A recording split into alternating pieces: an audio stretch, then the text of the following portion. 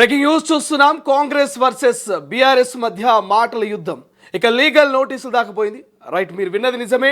మాజీ మంత్రి హరీష్ రావు అధికార కాంగ్రెస్ పార్టీకి సంబంధించినటువంటి ప్రభుత్వ విప్ అద్దంకి దయాకర్కు media and communication chairman Sama Rammohan రెడ్డికి లీగల్ నోటీసులు పంపించినట్టుగా తెలుస్తోంది. అసలు లీగల్ నోటీసులు ఎందుకు పంపించారు? అద్దంకి దయాకరు సామా రామ్మోహన్ రెడ్డి హరీష్ రావు పైన చేసినటువంటి ఆరోపణలు ఏంటి? రైట్ నౌ ఇప్పుడు తెలుసుకునేటువంటి ప్రయత్నం చేద్దాం. గత కొన్ని రోజుల నుంచి కూడా ఒక చర్చ జరుగుతుంది. మాజీ మంత్రి హరీష్ రావు తెలంగాణ రాష్ట్రంలో కరువు రావాలని, వర్షాలు పడొద్దని తాంత్రిక పూజలు చేస్తున్నారు. ముఖ్యమంత్రి రేవంత్ రెడ్డి పరిపాలనను బదలాం చేసేందుకు కుట్రలు చేస్తున్నారంటూ వరుసగా కాంగ్రెస్ నేతలు ప్రెస్ మీట్ పెట్టి కామెంట్ చేస్తున్నటువంటి పరిస్థితి మనం చూసాం.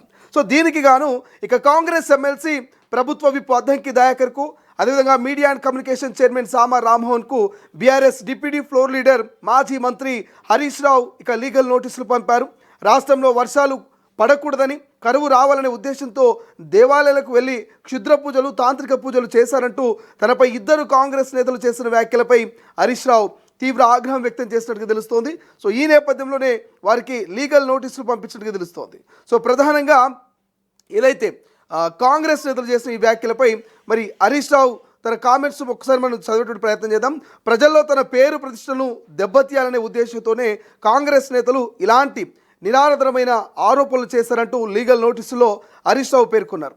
ఇక మొక్కులు తీర్చుకునేందుకు గుడికి వెళ్ళడం మన సాంప్రదాయమని, అలా భక్తి శ్రద్ధలతో గుడికి వెళ్తే ఆ విషయాన్ని సైతం తమ స్వార్థ రాజకీయ ప్రయోజనాల కోసం వక్రీకరించి వాడుకోవడం కాంగ్రెస్ నేతల సంకుచిత బుద్ధికి నిదర్శనమని మండిపడ్డారు.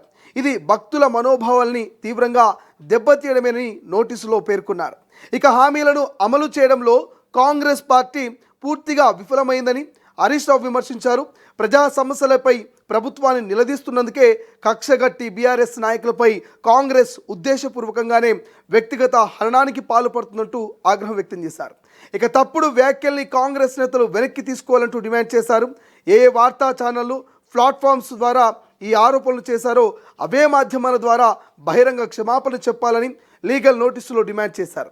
ఇక సోషల్ మీడియా, వెబ్సైట్లు, ప్రెస్కు సంబంధించిన ఇతర డిజిటల్ ప్రింట్ ప్లాట్ఫామ్స్ నుంచి ఈ తప్పుడు వీడియోలు పోస్టును తొలగించాలని పేర్కొన్నారు.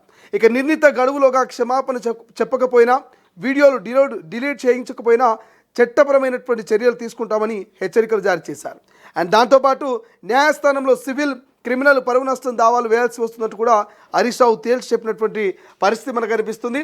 సో హరీష్ రావు కావచ్చు, ఇటు లేకపోతే అద్దంకి దయాకర్ కావచ్చు, నేతల మధ్య మాటల యుద్ధం హద్దులు మీరుతుందా? అసత్యపు ప్రచారాలు, అసత్యపు ఆరోపణలు నిజమేనా?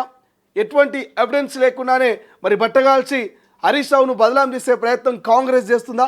ఇటువంటి ప్రశ్నలే ఇప్పుడు రాజకీయ నాయకులకు ఎదురవుతున్నటువంటి పరిస్థితి మనకు కనిపిస్తుంది. సో రైట్ నౌ సామా రామ్మోహన్ రెడ్డి కావచ్చు, అద్దంకి దయాకర్ ఇద్దరు హరీష్ రావు మీద లేటెస్ట్గా మీడియా కాన్ఫరెన్స్లో ఏం మాట్లాడారో ఒక్కసారి వారి కామెంట్ చూద్దాం.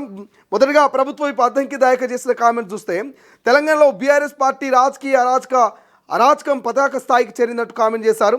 ముఖ్యమంత్రి రేవంత్ రెడ్డి ప్రభుత్వంపై వ్యతిరేకత తీసుకురావాలని ఎన్నో ప్రయత్నాలు చేస్తుంది బీఆర్ఎస్ అంటూ కామెంట్ చేశారు.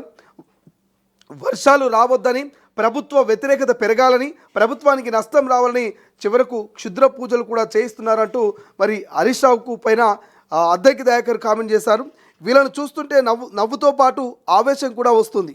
ఇంతకు దిగజారాల్సిన అవసరం ఏముందంటూ అద్దంకి దయాకర్ కామెంట్ చేస్తున్నారు. మరోవైపు తాంత్రిక పూజలకు ప్రసిద్ధి చెందిన శివమొగ్గ, తిరుచి అండ్ జై అఘోరికాళి ఆలయాల్లో హరీష్ రావు పూజలు చేయించారని సమాచారం. ఇది దేనికి సంకేతం అంటూ అద్దంకి దయాకర్ ప్రశ్నించారు. వర్షాలు రావద్దని, ప్రభుత్వ పథకాలపై వ్యతిరేకత పెరగాలని తాంత్రిక క్షుద్ర పూజలు చేయిస్తున్నారు. అధికారం లేకపోతే అఘోరాలుగా తయారవుతున్నారు. తాంత్రిక క్షుద్ర పూజలతో వీరు ఏం సాధించాలనుకుంటున్నారు? ఈ పూజల ఉద్దేశం ఏమిటి? వర్షాలు రాక కరువు రావాలనేదే ఉద్దేశమా? హరీష్ రావు ఇంతలా ఎందుకు దిగజారుతున్నాడు అంటూ అద్దంకి దయాకరు కామెంట్ చేసినటువంటి పరిస్థితి మనకు కనిపిస్తుంది. రైట్, ఒకసారి సామా రామ్మోహన్ రెడ్డి ఏం కామెంట్ చేశారో లేటెస్ట్ ప్రెస్ మీట్లో ఒకసారి చూసేటువంటి ప్రయత్నం చేద్దాం. సో హరీష్ రావు పైన తెలంగాణ రాష్ట్రంలోని ప్రజలు సర్వనాశనం కావాలని హరీష్ రావు తాంత్రిక క్షుద్ర పూజలు చేస్తుందని చెప్పేసి సామా రామ్మోహన్ రెడ్డి కామెంట్ చేశారు.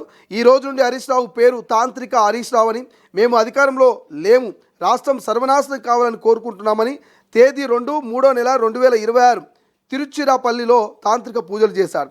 మళ్ళీ 31/5/2026 నుండి తేదీ 1/6/2026 వరకు శివమొగ్గలో క్షుద్ర పూజలు చేశాడు.